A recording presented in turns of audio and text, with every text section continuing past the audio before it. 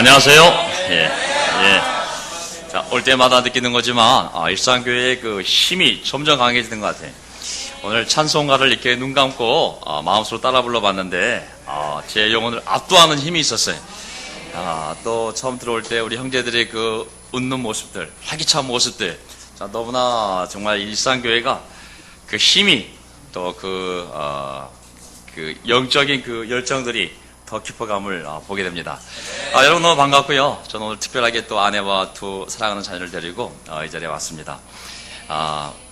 우리 김영진 또 우리 김신옥 우리 목사 부부가 또 여러분들과 함께 놀랍게 교회를 또 세웠지만 또 우리 김호 정보마 목사 부부가 이렇게 또 다시 그 바톤을 이어서 세운 자 그 이상으로 교회를 더 열정적으로 인도하는 모습이 참 보기 좋습니다. 우리 어머님도 안녕하세요. 우리 최고 영자 우리 박자선 어머님, 우리 이강주 어머님, 정은숙 어머님, 그리고 우리 함께 공부하고 있는 이경희 저기 계세요. 예. 너무 반갑습니다. 우리 정말 기둥 같은 우리 형제들, 정말 우리 준수부터 시작해서 상원이 여기 줄줄줄줄 이름 다 얘기 안 하겠습니다. 정말 일산교회의 그 힘은 정말 이런 하나님을 사랑하는 기둥 같은 정말 크리스천들이 정말 그 자리를 지키고 서 있기 때문에 그 어떤 교회보다도 더 앞으로 뻗어나갈 수 있는 정말 힘이 있는 공동체라는 생각을 하게 됩니다. 저도 한 올드 크리스찬의 한 사람으로서 또 제가 고민하는 것, 또 제가 배우는 것, 제가 정말 제 가슴속에서 외치고 싶은 것을 오늘 여러분과 함께 나누겠습니다. 저의 오늘 설교 제목은 그들은 소리를 지르며 엎드러졌다라는 제목입니다. 이것은 레위기 9장에 나와 있는 마지막 말씀인데요. 오늘 저의 설교 주제는 예배에 관한 것입니다. 우리 김호 목사님께서 저에게 예배에 대해서 한번 설교를 할 수 있으면 그 주제로 한번 설교를 하면 좋겠다는 제안이 있어서 제가 오늘 특별히 예배에 대해서 함께 성경 말씀을 나누고자 합니다. 괜찮겠습니까?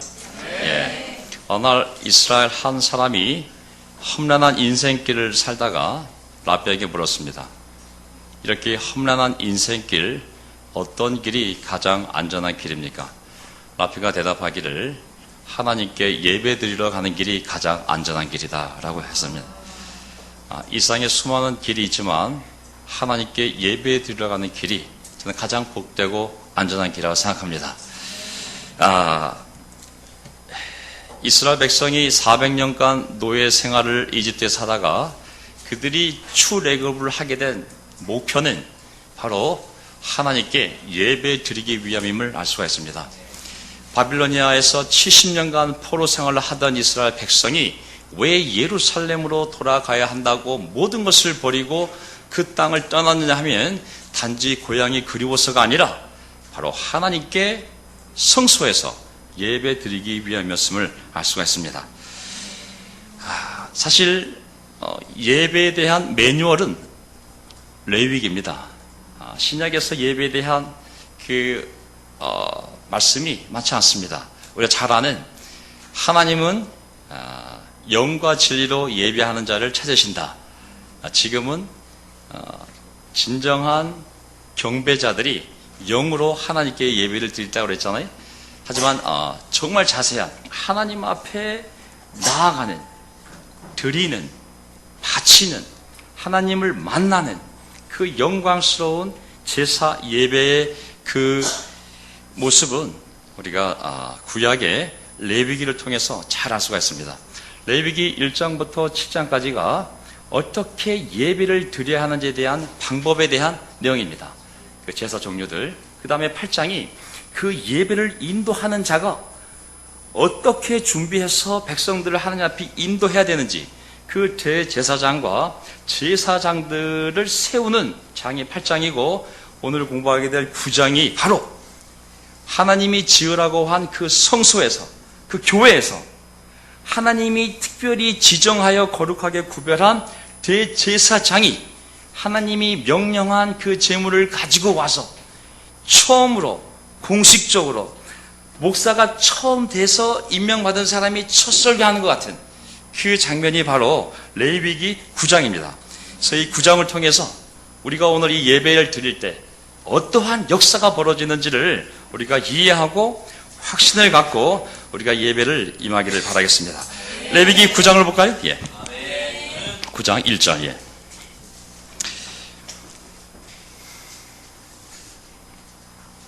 여드레째 되는 날에 모세는 아론과 그의 아들들과 이스라엘의 장로들을 불렀다. 아멘. 찾으셨습니까? 예, 8일째 되는 날이라고 그랬어요. 그렇죠?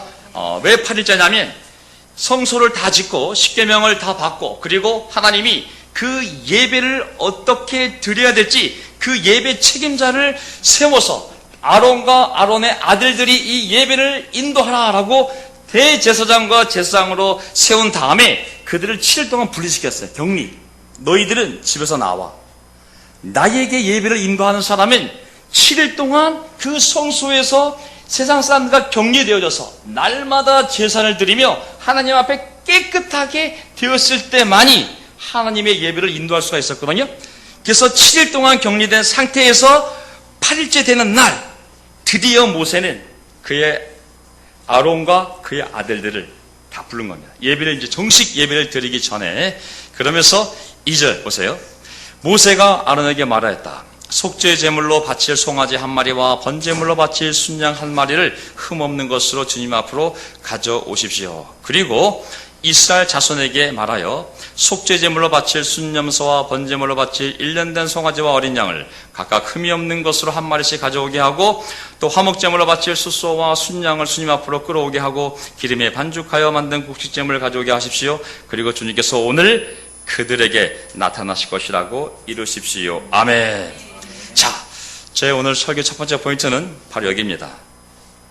예배란 주님께서 오늘 그들에게 나타나는 것입니다. 아멘. 예. 자, 예배는 하나님이 원하시는 방식으로, 하나님이 받기 합당한 방식으로 드려져야만 했습니다. 왜? 예배의 대상은 하나님이지 우리가 아니기 때문에. 예배라는 것은 한자로 예를 들여 잘한다는 뜻이잖아요. 그렇죠? 누구에게? 하나님께.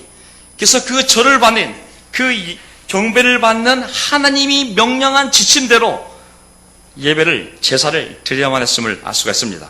근데 먼저 그 예배를 인도하는 그 아론과 대제사장들이 7일 동안 격리되어져서 날마다 제사를 드리며 정결하게 했지만 다시 공적인 예배를 백성들과 함께 드릴 때는 또 그 자신을 위해서 죄를 용서받는 속죄 제물을 또 바쳐야 됐습니다. 그리고 백성들에게도 마찬가지로 속죄 제물과 그리고 화목 제물과 그리고 번제물을 가져오라고 했습니다. 자, 레위기를 보면 굉장히 까다롭습니다. 그죠? 1장 1절에서 한 15절 읽다가 덮어버리는 게 레위기잖아요. 그죠? 야, 항상 새로운 마음으로 이번에 정말 레위기를 한번 읽어봐야지 하다가 2장 3장에서 역시 레위기는 우리가 읽을 수 있는 게 아니야. 그러다가 이제 넘어가는 게 레위기잖아요. 그만큼 까다로워요. 왜냐하면 하나님이 그렇게 받기를 원하셨어요. 그냥 적당히 뭐 속죄물로 집에 뭐 소가 있냐? 소 한 마리. 그 다음에 번제물 요즘 뭐 어떻게 사냐? 어려워? 그러면 양 2마리. 이런 식이 아니에요. 정확한 규정들. 제사장을 위해서, 백성들을 위해서 껌껌이 세세히 전부 하나님이 규정해 놓았어요. 나는 그렇게 너희들에게 제사를 받기를 바라고 예배를 받기 바란다고 하나님은 우리에게 정확한 지시를 주셨음을 알 수가 있습니다. 그 결과는 무엇이냐면 우리가 순종하여 그렇게 제사를 드릴 때, 예배를 드릴 때 하나님의 약속은 뭐냐면 내가 너희에게 나타날 것이라는 것입니다. 여기 보면 3가지 제물이 나오지 않습니까? 속죄 제물, 그리고 번제물, 화목 제물은 가장 기본적인 레위기에 나와 있는 3가지 제물입니다. 옛날에 우리 일산교회에서 구약 공부했죠? 예, 그때 공부했을 거예요. 속죄 제물은 말 그대로 사람이 하나님 앞에 죄를 용서받기 위해서 드리는 제물입니다. 어느 누구도 죄를 가지고 하나님 앞에 나아갈 수가 없습니다. 죄를 가지고 나가면 죽게 되어 있습니다. 하나님의 거룩이라는 하나님의 그 거룩 앞에 죄를 가지고 나간 인간은 죽게 되어 있습니다. 반드시 그 죄를 제하지 않으면 감히 성소 안에 들어갈 수도 없는 것이죠. 그래서 제일 먼저 사람들은 자기의 죄를 용서받기 위하여 속죄 제물을 드려야 됐습니다. 두 번째는 번제물. 번제물은 말 그대로 배웠지만 다 태우는 거 아니겠습니까? 이게 whole burning이 전부 짐승 자체를 다 태워서 다 바치는 거예요. 다 남는 게 없어요. 전부 다 하나님께 바치는 것. 내 삶을, 내 생명을 다 드리는 것. 내 인생의 주권이, 내 인생의 생명이 하나님의 것임을 인정하고 그것을 다 드리는 것. 이게 바로 번제물입니다. 하나님, 제 인생은 주님이 창조하셨고 저의 죄성과 약함과 한계로는 살아갈 수가 없습니다. 주님이 비를 주셔야 농사가 되고 풀이 자라야 소와 양이 자라고 우리의 모든 본성도 주님께 달려있으니 우리의 인생은 주님의 것입니다 하고 드리는 제물이 바로 번제물입니다. 그리고 화목제물은 무엇입니까? 죄를 용서함 받았고 내 인생을 주님께 드렸기에 하나님과 평화로웁니까? 얼마나 마음이 기쁘겠어요, 그렇죠? 감사합니다, 주님. 제 마음에 기쁨이 있습니다. 저는 이 기쁨을 주님께 표현하고 싶고 사람들과 함께 나누고 싶습니다. 드리는 제물이 바로 화목 제물임을 알 수가 있어요. 그 제물이 온전히 드려질 때 내가 너희 가운데 나타날 거라고 약속을 하신 것이지. 자, 그래서 우리는 예배에 대해서 우리 이런 마음이 있습니다. 예배에 가는 것이 출근 도장을 찍는 건 아닙니다. 예배의 목표는 출석도 아니고 가서 유익한 부부관계, 자녀 양육에 대한 레슨을 듣는 것도 아닙니다. 물론 우리가 사랑하는 가족들의 얼굴을 보기 위해서 기쁨으로 달려왔지만 진정코 우리가 만나야 할 분은 바로 하나님임을 알 수가 있습니다. 우리도 이 자리에 나타나야 되지만 무엇보다도 하나님이 이 자리에 나타나셔야 됨을 알 수가 있는 것이죠. 5절 볼까요? 5절. 이스라엘 자손은 모세가 가져오라고 명령한 것들을 회막 앞으로 가져왔다. 온 회중이 주님 앞에 가까이 와서 서니 모세가 그들에게 말하였다. 이것은 주님께서 당신들로 하라고 명하신 것입니다. 주님의 영광이 당신들에게 나타날 것입니다. 아멘. 다시 한번 얘기해 주는 거예요. 너희들이 하나님이 명령한 대로 순종하여 그분이 바치러 간 제물을, 제사를 온전히 바치게 되면 하나님의 약속은 반드시 너희 제사 후에 하나님의 영광이 너희들에게 나타날 것이라는 거죠. 너희 눈으로 볼 수 있도록 우리가 드린 제물이 헛되지 않음을, 우리가 그냥 공중에 예배를 드리는 것이 아니라 하나님이 보고 계시고 듣고 계시고 기뻐하고 계시고 그 제물을 받았음을 증거를 하나님의 영광 가운데서 너희들이 볼 수 있도록 보여줄 거라고 약속을 했습니다.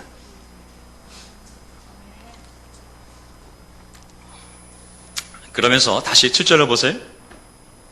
7절. 그런 다음에 모세는 아론에게 일렀다. 형님은, 여기서 형님은 어떤 형님이죠? 그 형님이 아니죠. 아론은 대제사장이니까 제단으로 가까이 가셔서, 번제단입니다. 번제단. 짐승을 태워 바치는 번제단. 형님과 백성의 죄를 속하도록 속죄제물과 번제물을 바치시기 바랍니다. 그 다음에 백성이 드리는 제물을 바쳐서 그들의 죄도 속하여 주시기 바랍니다. 이것은 주님께서 명하신 것입니다. 이때 아론은 제단으로 나아가서 자기의 죄를 속하려고 속죄제물로 바치는 송아지를 잡았다. 아론의 아들들이 피를 받아서 그에게 가져오니 그는 손가락으로 피를 찍어서 제단 뿔, 번제단 뿔에 발랐고 나머지 피는 제단 밑바닥에 쏟았다. 거기서부터 시작해서 21절까지가 실제로 속죄제물과 그 다음에 번제물과 그리고 화목제물을 자기 자신을 위하여 그리고 백성들을 위하여 하나님이 명령한 그대로 드리는 모습이 나옵니다. 자세한 내용은 오늘 여기서 제가 설교로 말씀드리게 되면 여러분들이 바로 일어나서 돌아가시겠죠. 그 사실 자세한 내용은 우리가 지금 드리는 예배 방식이 아니기 때문에 별 상관없는데 포인트는 뭐냐면 하나님이 명령한 대로 제사장들 자신을 위하여 그리고 백성들을 위하여 속죄 제물과 그리고 번제물과 화목제물을 그대로 명령대로 다 했다는 것입니다. 그게 어디 나오냐면 바로 20절 보세요. 20절. 자, 그 기름기를 가슴 고기 위에 얹었다. 아론은 그 기름기를 제단 위에서 불살랐고 가슴 고기와 오른쪽 다리 고기는 흔들어서 주님 앞에서 흔들어 바치는 제물로 바쳤다. 이렇게 그는 모세가 명령한 대로 하였다. 아멘. 자, 그대로 하나님이 명령한 대로 하나님이 선택한 사람에 의해서 적법하게 하나님께 드려졌을 때 22절을 보세요. 22절. 22절. 22절. 그런 다음에 아론은 백성을 보면서 양팔을 들어 그들에게 복을 빌어주었다. 이렇게 아론은 속죄제와 번제와 화목제를 다 드리고 내려왔다. 모세와 아론은 회막 안으로 들어갔다.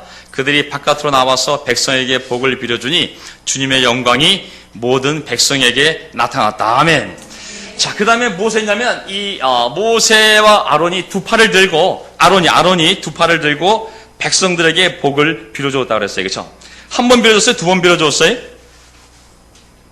여기 두 번입니까? 한 번입니까? 두 번이에요. 그렇죠? 빌어준 다음에 다시 또 성소에 들어가서, 번제단이 바깥에 있잖아요. 그렇죠? 거기서 번제단을 다 바친 다음에, 복을 빌어주고 다시 성소에 들어갔다가 다시 나와서 다시 한번 백성들에게 복을 빌어주었다고 그랬어요. 그러자 주님의 영광이 나타났다고 그랬어요. 그렇죠? 두 번째 포인트, 예배는 하나님의 복을 받는 시간임을 알 수가 있습니다. 하나님이 약속했어요. 너희가 내가 지시한 대로 제사를 드릴 때 내가 반드시 너희 가운데 나타나서 그것을 받는다는 표를 줄 거라고 그랬어요. 그렇죠? 두 번째, 명령했어요. 너희가 그렇게 온전한 제사를 드리고 대제사장이 백성들을 위하여 복을 빌어줄 때 하나님은 그 복의 내용대로 백성들을 복주에 있다는 약속을 어디서 했습니까? 민수기에서 분명히 말씀하셨어요. 민수기 6장을 볼까요? 예, 꼭 접어둔 상태에서 민수기 6장 22절을 한번 보겠습니다. 아론이 어떠한 축복의 기도를 했을까요? 개인의 사적인 기도가 아니라 오직 하나님이 지시한 그 문구로 백성들을 축복을 했겠죠. 예.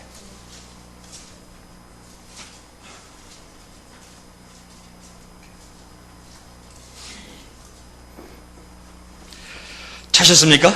예. 6장 22절. 주님께서 모세에게 말씀하셨다. 너는 아론과 그 아들들에게 말하여라. 그들이 이스라엘 자손에게 복을 빌 때에는 다음과 같이 빌라고 하여라. 주님께서 당신들에게 복을 주시고 당신들을 지켜주시며 주님께서 당신들을 밝은 얼굴로 대하시고 당신들에게 은혜를 베푸시며 주님께서 당신들을 고이 보시어서 당신들에게 평화를 주시기를 빕니다. 그들이 나의 이름으로 이스라엘 자손에게 이렇게 축복하면 내가 친히 이스라엘 자손에게 복을 주겠다. 아멘. 자, 이 축복 기도는 오직 대제사장만이 할 수 있는 거예요. 하나님이 그에게만 준 명령이자 특권이 아무나 복을 빌 수가 없어요. 그 제사를 인도했던 대제사장이 온전히 백성들이 하나님께 바칠 것을 바치고 나면 그가 나와서 백성들에게 이렇게 축복을 해야만 내가 나타날 거라고 말씀을 하셨어요. 그렇죠? 그래서 하나님 자체도, 하나님 그분도 예배와 제사를 축복을 묶어놨어요. 이렇게 묶어요. 그러니까 우리가 예배를 나온다는 것은 정말 복받는 시간임을 알 수가 있습니다. 아멘. 물론 주일 안수라는 우리가 이 청교도 정신에 의해서 꼭 주일을 지킨다는 그런 율법적인 의무감도 있지만 더 중요한 것은 의무가 아닙니다. 이것은 하나님이 예배 드리러 나오는 백성들, 하나님 앞에 하나님이 명령한 제물을 바쳐 나온 백성들에게 복을 내릴 때 내가 너희가 빈 그 복대로 거기 자리에 앉아있는 모든 백성에게 복을 내리겠다는 것이 하나님의 약속입니다. 그래서 우리 한국교회의 전통적인 것은 어떤 건 싫어하지만 배울 게 있어요. 바로 담임 목사님의 마지막 이 축도임을 하시죠. 저희는 저희 교회 생리사 이 종교적인 것을 싫어하는 이 DNA가 있어요. 특히 목소리 까는 사람 싫어하고 그리고 하여간 뭔가 하여간 우리는 한국 교회 이런 형식적인 걸 싫어하거든요. 근데 그들이 그런 형식을 그냥 만든 게 아니에요. 다 성경의 토대에서 올바른 신앙을 가지고 그것을 예배 의식에 갖고 들어왔음을 알 수가 있거든요. 그래서 물론 어떤 극단적인 경우에는 설교를 안 듣더라도 마지막 축도는 내가 받아야 한다고 그래서 축도하기 전에 발을 디미는 분도 사실은 어르신들 중에 계셨어요. 그걸 받고 가야 예배가 되는 것이지 설교를 잘 듣고 다 한 다음에 그 축도를 안 받으면 그게 무슨 소용이냐는 거예요. 그래서 그것이 신약에 와서는 요 말을 한 문장으로 줄여서 축도하는 문장이 바로 하나님 아버지의 사랑과 우리 주 예수 그리스도의 은혜와 성령의 교통하심이 오늘 이 자리에 계신 여러분들과 여러분의 가족과 영원히 함께하기를 비나이다. 이게 아이고 오늘 예배가 끝났네. 복 받았어. 근데 이게 사실 종교적인 것이 아니죠. 하나님의 약속이에요. 그들에게 하나님의 복이 얼마나 중요했냐면 하나님이 복을 줘서 비를 내려야 농사가 되는 거예요. 하나님이 비를 내려서 풀이 자라야 소와 양이 자라는 거예요. 하나님이 원수들로부터 농산물을 지켜줘야 내가 먹고 살 수 있는, 전적으로 하나님께 의지하지 않고는 살 수가 없는 거예요. 아이가 태어나는 것도 하나님이 이 자궁의 태를 열어줘야 아이가 태어나는 거예요. 아이가 돌을 넘기는 것도 하나님이 그 아이의 생명을 보호해줘야 성장할 수 있는, 모든 복, 모든 삶이 하나님의 능력과 관련되어 있었기에 이 복을 받는다는 것은 너무나 중요한 게 아니에요. 지금은 우리가 하나님 없이도 살 수 있는 세대가 되었기 때문에 하나님에 대해서 그 복에 대해서 생각하면 종교적으로 생각하지만 절대 종교적인 것이 아닙니다. 너무 정상적인 거고 영적인, 날마다 하나님께 의지하고 그 복을 바라고, 그리고 예배가 끝났을 때 목사님이 하나님이 약속한 그 축복을 이 자리에 함께한 백성들에게 그 약속을 지켜주시옵소서. 아픈 자가 있으면 그를 치료하여 주시고, 가난한 자가 있으면 그의 삶을 부유하게 하시며, 그가 실망하고 있다면 하나님이 위로하여 주시며, 낙담하고 있다면 하나님께서 함께 하셔서 그 집안을, 그 부부관계를 축복하여 주시옵소서. 이게 얼마나 복된 기도입니다. 물론 아멘한 사람에게만 복이 내리겠죠. 아니 목사님 하시던 말든 전 괜찮아요. 그러면 하나님이 굳이 일부러 주시겠어요? 예. 그래서 그 예배 제사를 축복과 하나님이 묶어놨다는 거, 그렇죠? 그래서 축복이 기도가 이루어졌을 때 바로 그때 하나님의 영광이 나타났다고 그랬어요. 어떻게 나타났을까? 24장. 그때에, 바로 그때에 축복 기도가 끝났을 때에, 바로 그때에 주님 앞에서부터 불이 나와 제단 위에 번제물과 기름기를 불살랐다. 모든 백성은 그 광경을 보고 큰 소리를 지르며 땅에 엎드렸다. 아멘. 오늘 설교 주제가 바로 이겁니다. 백성들은 큰 소리를 지르며 땅에 엎드려졌다. 자, 번제단 크기가 크지 않습니다. 1.5m, 1.5m니까 번제단은 별로 크지 않잖아요. 그렇죠? 근데 그들이 올렸던 그 고기가 처음에는 서서히 타다가, 그들이 지핀 불에 의해서 타다가 어느 순간 아론이 백성들을 향하여 축복 기도를 하고 내려오자마자 하늘에서 강력한 불이 내려와서 그 짐승들을 한순간에 확 태워버린 거예요.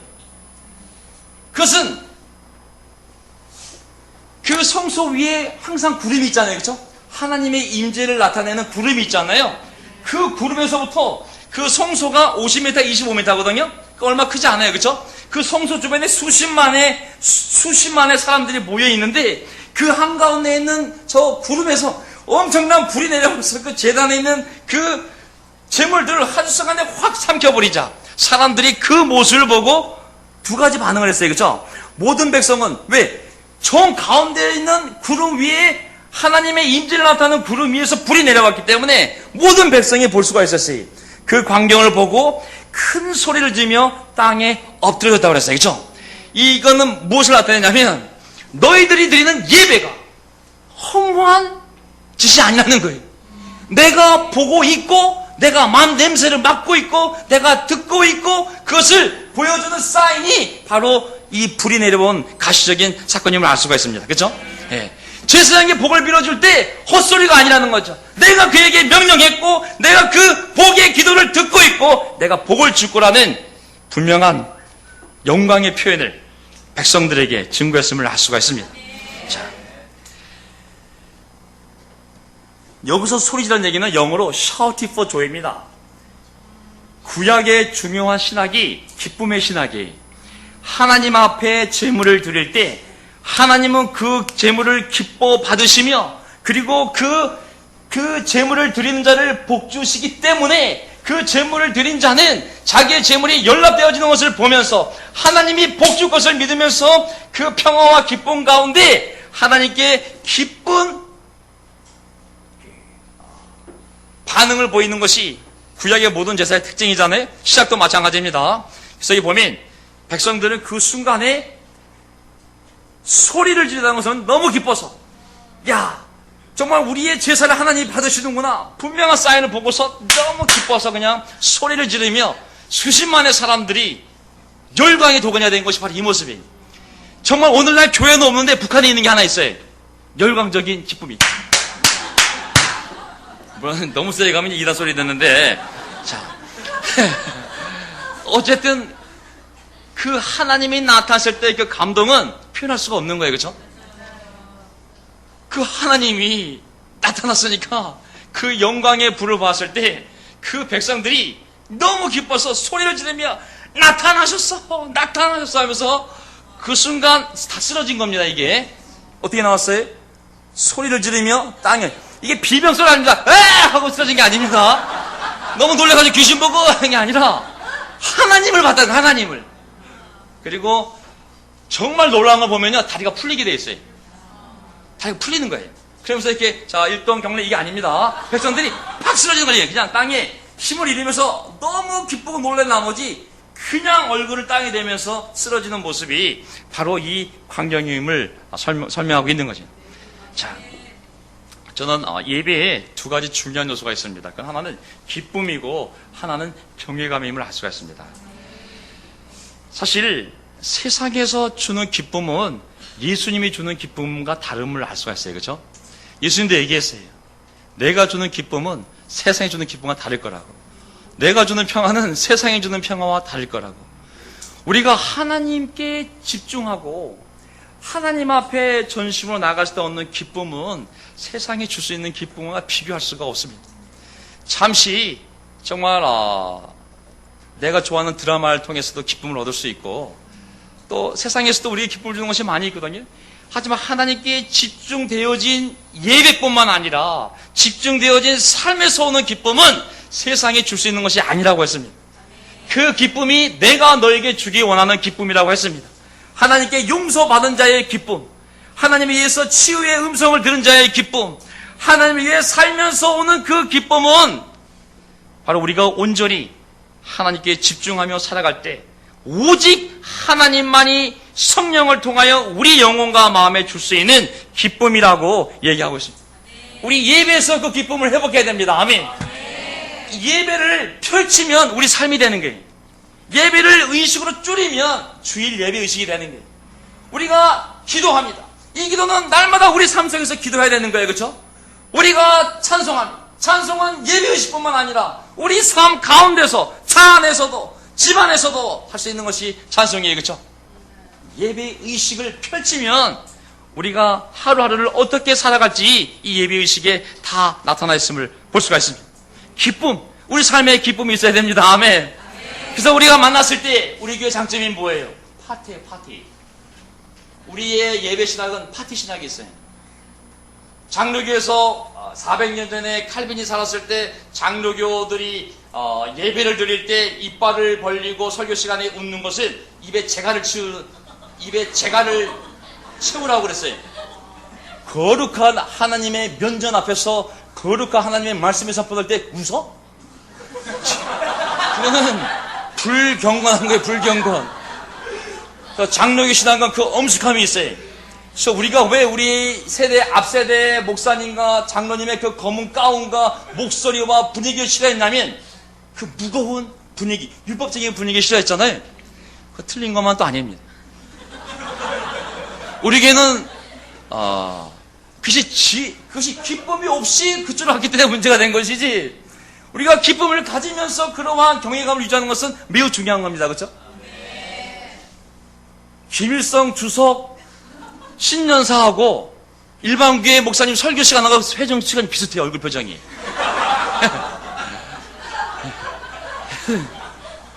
근데 우리 교회의 장점은 무엇이냐? 그 기쁨이 있다는 거예요. 만났을 때 허그하고. 왜? 구원받은 자녀들이 와서 그 기쁨을 나눠야 되잖아요. 그렇죠? 아멘. 하나님 앞에 나왔다는 기쁨이 있어야 돼요. 그렇죠? 하나님이 오늘 그 말씀을 통하여, 기도를 통하여, 성찬을 통하여, 그리고 찬송을 통하여 내 마음에 나타나기를, 내 삶에 나타나 주기를, 내 마음을 움직여 주기를, 그 불이 내 삶에 임하기를, 그 불이 내 마음을 움직여 주기를 우리가 기대하지 않습니까? 그래서 우리 안에 기쁨이 있는 것은 너무 맞습니다. 아멘. 두 번째는 경외감인 것이죠. 정말 우리가 정말 조심해야 될 것은 이 경외감입니다. 뭐든지 상처로 반대쪽으로 가면 그것의 장점을 잃어버릴 수 있는 위험이 있거든요. 우리 예배 안에, 우리 삶 안에 하나님에 대한 경외감이 사라지게 되면 종교의, 우리 신앙의 가장 중요한 토대를 잃어버린 것 똑같습니다. 왜 잠언의 구약에 하나님을 경외하는 것이 지혜의 근본이라고 했을까요? 우리 인간은 타락한 본성과 연약함 때문에 시간이 지나면 지날수록 세대 일로부터 멀어질수록 하나님에 대한 경외감을 잃을 수밖에 없는 존재거든요. 경외감. 왜 남편은 아내를 사랑하고 아내는 남편을 존경하라고 명령했을까요? 그 많은 것들이 있지만 시간이 지나면 지날수록 결혼 날짜부터 멀어질수록 아내는 남편에 대한 존경을 잃는 것이 너무 자연스러운 인간의 타락한 본성이고, 남편은 아내에 대해서 결혼식 날 눈까지 뽑아줄 수 있는 사랑이 있었지만 그 결혼 기념일이 멀어질수록 선물조차 하기 싫은 그러한 존재일 수밖에 없기 때문에 그렇게 명령을 하신 거예요. 제가 주례 때 맨날 아내는 남편을 사랑하고 남편은 나를 존경하면 웃어요, 둘 다. 너무 잘하고 있으니까. 하지만 3년이 지나고 5년이 지나면 그게 무슨 말씀인지 알겠죠? 경외감도 마찬가지거든요. 왜 하나님을 경외하는 것이 지혜의 근본이라고 했냐면, 인간은 시간이 지나면 지날수록 종교의식에 익숙해지고 서로 익숙해지다 보면 그 경외감을 잃을 수밖에 없고요. 경외감을 잃으면서 우리는 하나님 관계에서 많은 선을 넘어가게 됨을 알 수가 있습니다. 어떻게 우리가 넘어가는지는 나중에 하기로 하고, 어쨌든 우리는 하나님에 대한 경외감을 구약에서 보면 절대 잊으면 안 되는 겁니다. 하나님은 자신의 존재를 인간들에게 보여줄 때 그냥 하나님 오셨네, 안녕하세요, 그렇게 나타나지 않습니다. 신의 산에서 처음으로 그 백성이 나타났을 때는 그 산이 녹아내렸다고 그랬어요. 그 십계명을 주기 위해서 하나님이 직접 말하기 위해서 내려왔을 때 그 신의 산이 터져버렸어요. 화산은 뭐냐면 그 산이 감당을 못해서 그 존엄함을 산이 터져버린 게, 그뿐만 아니라 산이 떠는 거였어요. 다다다다다다다다. 야, 하나님 오셨어. 다다다다다다다다다. 하늘이 감당을 못해요. 막 천둥을 치고 막 번개를 치고, 피조물이 그 하나님의 거룩함을 감당을 못해서 표현하는 것이 바로 그 모습들이. 아브라함이 하나님 당신의 모습을 보여주세요. 보여주면 제가 더 잘 믿을 수 있을 텐데, 넌 내 모습 보면 죽어. 아브라함 본 것을 하나님 지나고 한참 뒤에 나 지나갔다. 그거 보고도 깜짝 놀랐어요. 엘리야가 동굴에서 너무 낙담되었을 때, 이게 뭡니까 하나님? 자, 하나님께서 동굴에서 죽어가고 있잖아요. 이세벨이 죽이려고 그래요. 아비 죽이려고 그래요. 이게 뭡니까 예언자가? 그래, 내가 모습을 보여줄게. 눈 감아라. 바위가 쪼개지고 한참 지나간 다음에 내 뒷모습 봤니? 초대교회 때, 교회가 세워졌을 때, 성령이 내려왔을 때 건물이 흔들릴 만큼 새찬 바람과 함께 불이 각 사람에게 내리지 않았습니까? 예수님이 변화산에서 변화되었을 때, 영광스러운 모습으로 변화되었을 때 얼마나 놀랐냐면, 베드로와 야고보, 요한이 그냥 쓰러져서 주님, 제가 여기다가 성소를 세우면 되겠습니까? 라고 할 정도로 하나님이 우리에게 나타나셨을 때, 하나님의 임재 가운데 속에서는 마땅한 인간이 신에 대하여 가져야 될 경외감을 우리에게 요구하고 있음을 알 수가 있습니다. 아멘. 저는 세 번째 포인트, 예배는 기쁨과 경외의 시간이라고 믿습니다. 아멘. 모든 순서를 통하여 우리의 기쁨을 회복하고, 모든 순서를 통하여 우리 마음속에 하나님에 대한 경외감을, 그가 창조주요, 우리 인생의 주권자요, 이 온 우주를 움직이고 지금도 통치하는 분이라는 그 확신을 다시 회복하는 시간이 되기를 바랍니다. 우리 히브리서 13장을 볼까요? 히브리 13장 15절.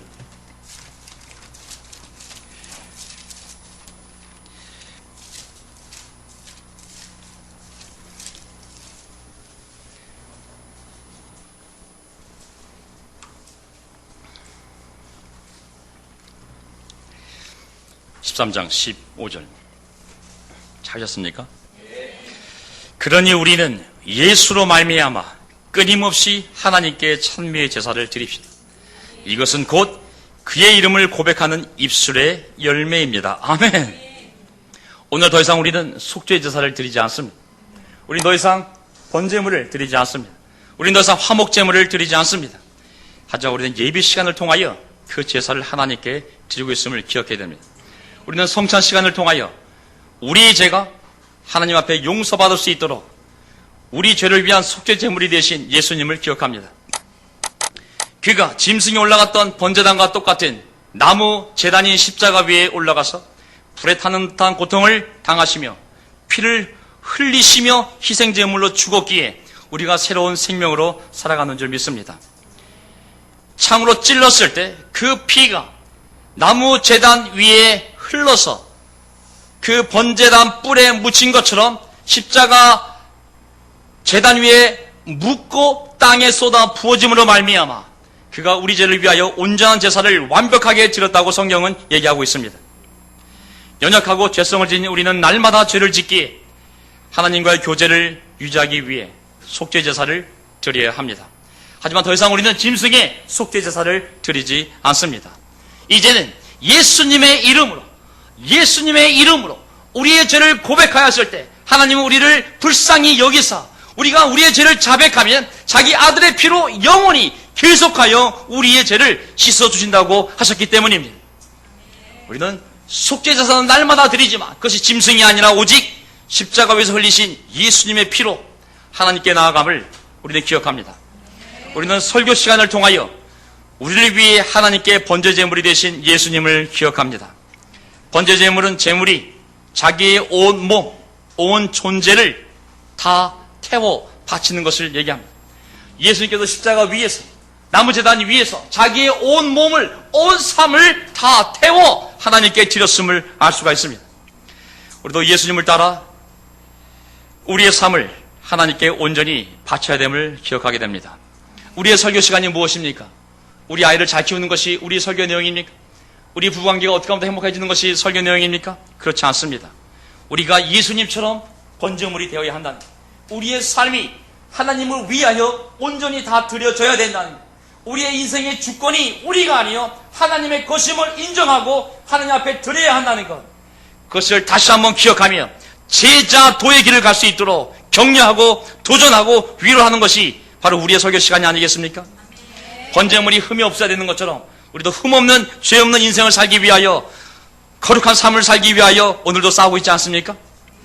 우리는 헌금 시간을 통해서 화목 제물이 되신 예수님을 기억합니다. 그가 우리의 죄를 지고 죽으심으로 말미암아 우리가 하나님과 화목하게 되었습니다. 그 구원에 감사하고 그 구원을 기뻐하고 새로운 생명이 주어졌음을 하나님께 감사하고 기뻐하고 주위 사람들과 함께 그 제물을 나누고 먹는 것처럼 우리는 예수님을 말미암아 새로운 생명이 주어진 것에 대해서 감사하고 기뻐합니다. 우리는 그 기쁨으로 헌금하고 그 감사함으로 헌금 예물을 준비합니다. 특별 헌금만이 아니라 또 우리 입을 통해서 찬양의 제사를 드리지 않습니까? 예배에 예수 그리스도의 이름이 선포되지 않는 것은 하나님이 마땅히 받아야 될 예배가 아님을 성경은 얘기하고 있습니다. 오직 예수님의 이름으로 예수 그리스도로 말미암아 성령이 주는 말씀으로 말미암아 하나님의 보호제로 나아가는 것이 바로 우리의 예배가 아니겠습니까? 우리는 이 예배를 통하여 속죄제사를 드리며 화목제물을 드리며 그리고 번제물을 드림으로 말미암아 하나님 앞에 다시 창조주 하나님을 기억하고 그분이 내 인생의 주인임을 기억하고 그분의 나라가 올 때까지 내가 나 역시 하나님처럼 예수님처럼 화목제물이 되어서 이 세상에 복음을 전파하겠다고 결심하는 시간이 바로 우리의 이 설교 시간이 아니겠습니까? 모든 기도를 통하여 하나님의 복을 간구했듯이 우리도 모든 기도를 통하여 하나님의 복이 우리 삶의 모든 영역에 임하도록 기도하지 않습니까? 로마서 12장 1절을 읽고 마치겠습니다.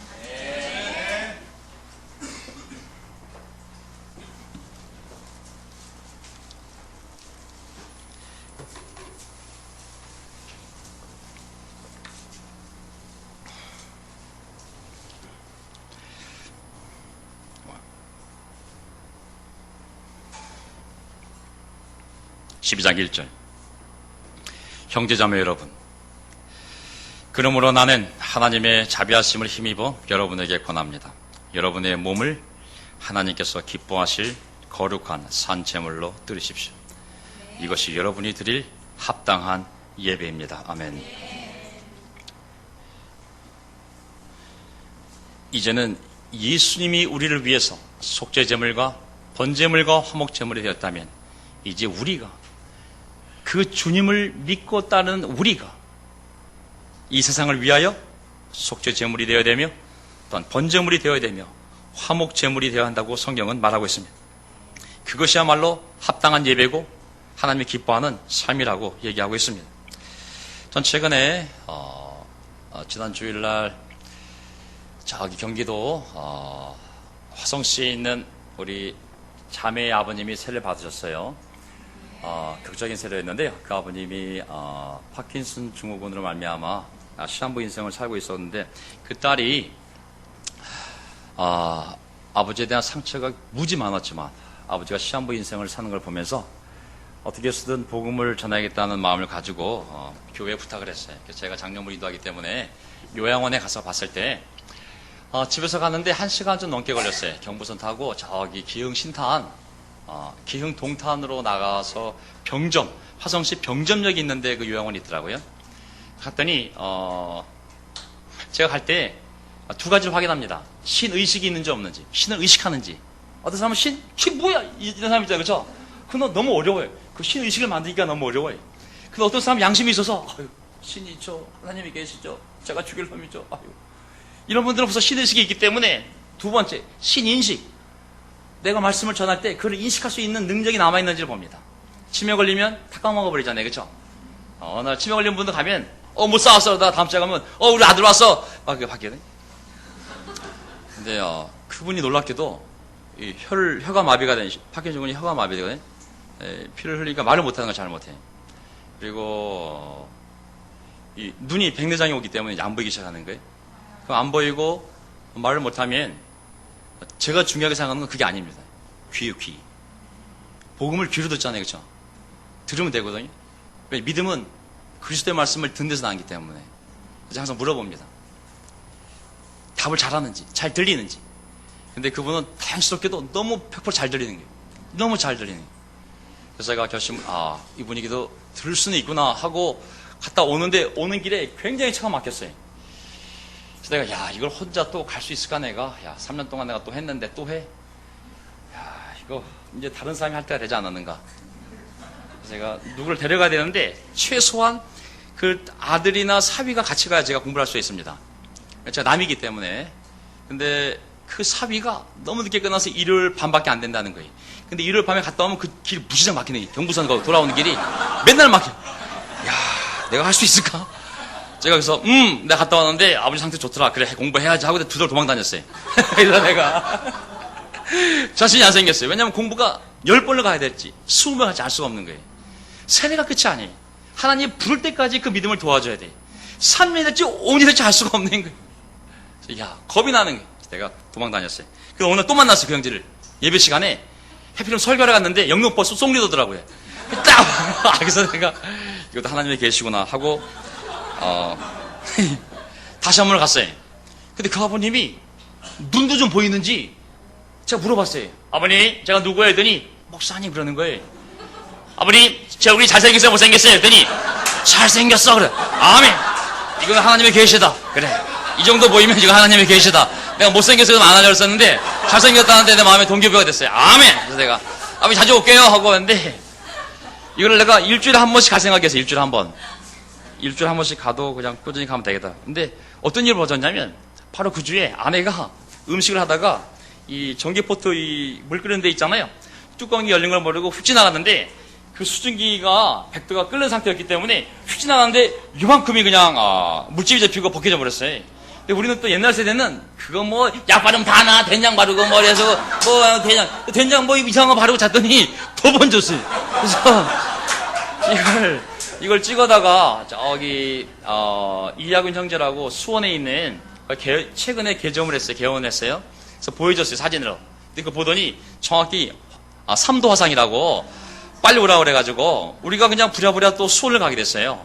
그래서 이 먼 데를 왔는데 더 놀라운 것은 매일 오라는 거예요. 매일. 이 먼 데를 수원까지 영통거기 해가지고 매일. 근데 제가 어떤 생각이 들었냐면 그때 아내를 데려다 주고 여보 어차피 당신이 가는데 내가 지도를 봤더니 그 병원하고 이 아버님 요양원이 7km밖에 안 떨어진 거예요. 제가 당신이 치료받고 있어 내가 접사에 갔다 올게 하는데 그 아버님이 완전 열린 거예요.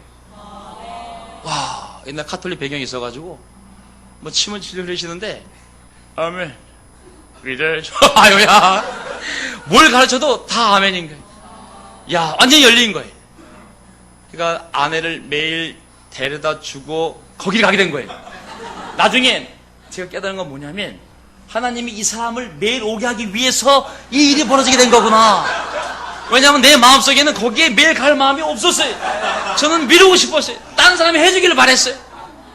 근데 그 사건이 하나님 보시기에 그 수원, 그 화성시 병점역 옆에 있는 조그만 요양원에 말도 못하고 사람도 잘 알아보지 못하는 사람 마음속에 브로큰된 마음을 보신 거예요. 누가 가서 복음을 전하고 세례줘야 되는데 누가 갈 수 있겠어요? 그 건물에 교회가 4개나 있어요. 어느 목사가 가서 성경 공부를 하고 세례 줄 수 있겠어요? 우리 교회가 있기 때문에, 그 딸이 있기 때문에 가능한 거 아니겠어요? 거의 매일 가서 성경 공부를 했어요. 너무 놀라요. 마음이 완전히 열렸어요. 2주 뒤에 아내가 의사한테 얘기 들었어요. 다 됐다고, 그만 나오시라고. 그때 공부가 끝난 날이었어요, 그게. 저 치료 끝난 그 주에, 그 지난주 주일입니다. 가서 세례를 받았어요. 네.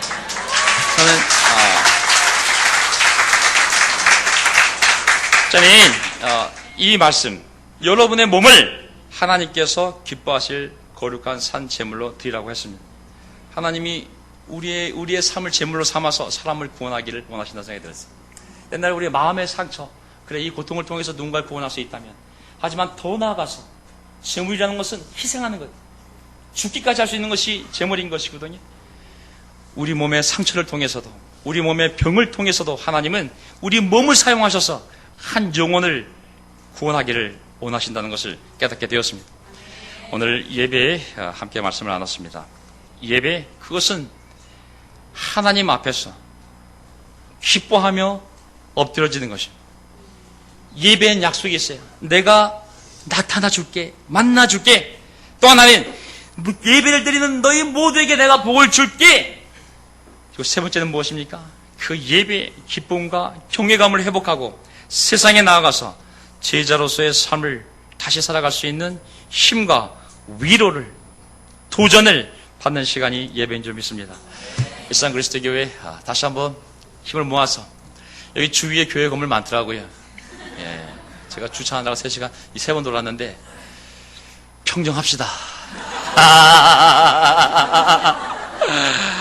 이쪽에 교회 하나면 됩니다.